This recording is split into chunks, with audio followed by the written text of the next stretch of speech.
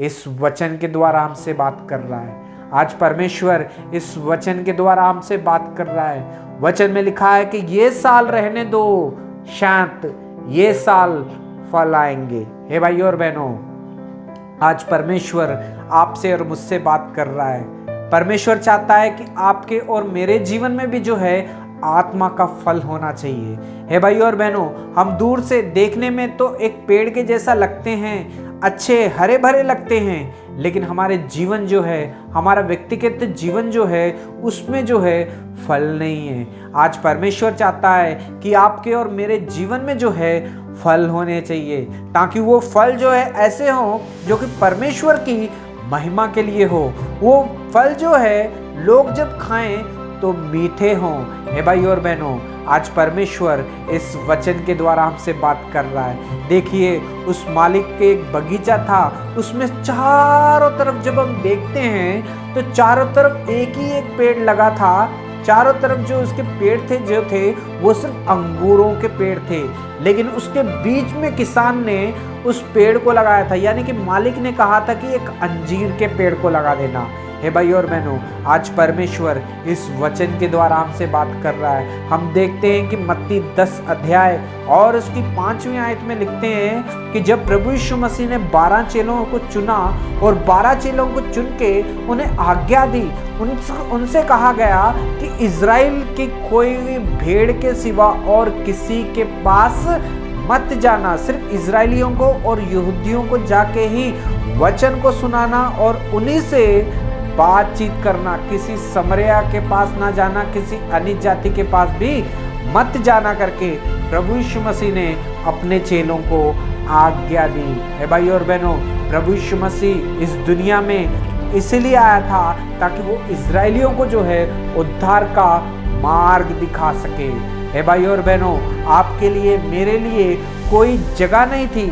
हे भाई और बहनों, और हम जब देखते हैं और हम ये भी देखते हैं कि जब प्रेरितों के काम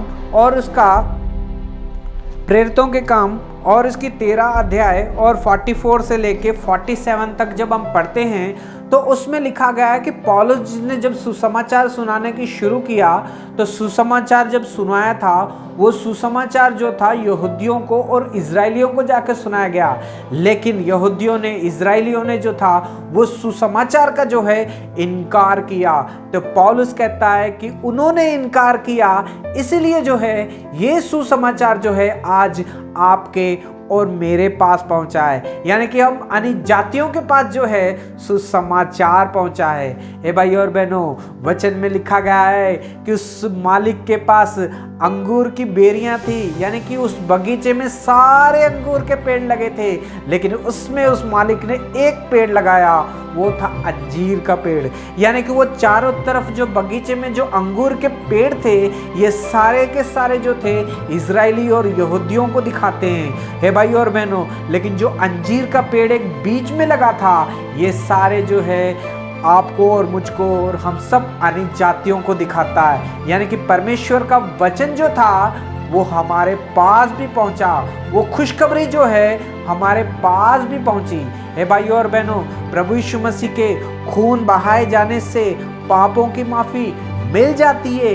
इस बात का यहूदियों को और इजरायलियों को पता नहीं है, लेकिन आप और मैं इतने धन्य हैं, अन्य जाति के लोग जिसे परमेश्वर ने अपने खून से धो के हमें पवित्र किया है। इस योग्यता में हमें लेके आया है कि प्रभु यीशु मसीह का लहू जो है सारे पापों को धो के शुद्ध कर देता है। ये सिर्फ और सिर्फ जो है भाग्य जो है आपको और मुझको मिला है, इजरायलियों को नहीं। हे भाई और बहनों, वो आज भी इंतजार कर रहे हैं कि हमारा उद्धार करता आएगा, हमारा मसीहा आएगा और हमको सबको वो छुड़ाएगा।